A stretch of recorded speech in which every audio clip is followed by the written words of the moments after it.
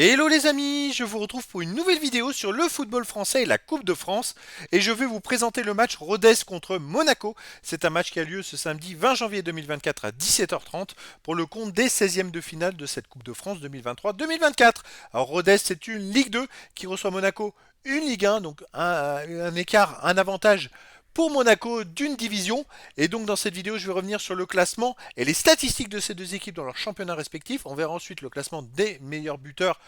Pareil dans leurs championnats respectifs pour ces deux équipes, puis on enchaînera par les 10 derniers résultats, toutes compétitions confondues et les stats, ce qui nous permettra d'avoir une idée, une tendance à ce match. Alors Rodez est donc 7ème de Ligue 2 avec 30 points en 20 matchs, 8 victoires, 6 nuls, 6 défaites, 32 buts pour, 29 contre, plus 3 de différence de but. Ils sont plutôt bien classés, vous voyez, ils sont qu'à 1 point de la 5ème place.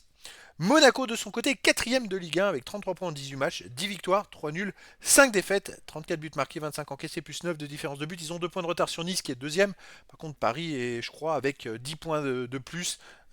Paris s'est vraiment éloigné au classement.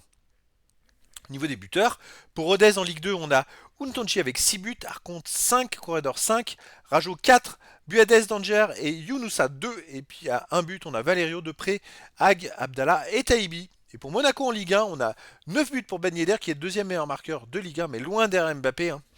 Je crois qu'il a 19 Mbappé.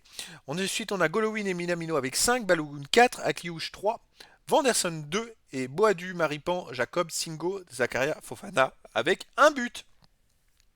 Les 10 derniers résultats, toutes compétitions confondues. Rodez, c'est 6 victoires, 2 nuls, 2 défaites, 25 buts pour 8 contre, plus 17 de différence de but. Rodez, ça marche plutôt pas mal en ce moment. Vous pouvez le voir sur les 5 derniers matchs, ils sont vaincus. Ils restent sur 4 victoires quand même.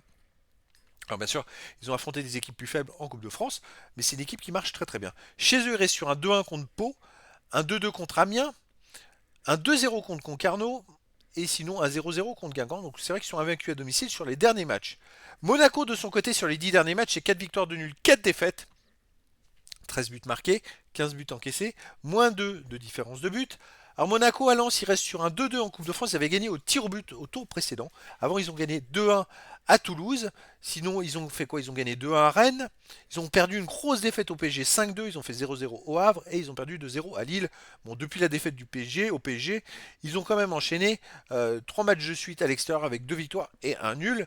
Mais voilà, ils viennent de perdre à domicile 3-1 contre Reims. Donc finalement, Rodez me paraît presque plus en forme que Monaco. Et donc ça peut être très intéressant. Et je me dis qu'il peut y avoir beaucoup de buts et beaucoup de spectacles dans cette rencontre. Donc les amis, je vous donne rendez-vous ce samedi 20 janvier 2024 à 17h30 pour le match de 16e de finale de la Coupe de France 2023-2024. Rodez, qui est 7e de Ligue 2, reçoit Monaco, le 4e de Ligue 1. Voilà les amis, je vous dis à très bientôt pour une nouvelle vidéo.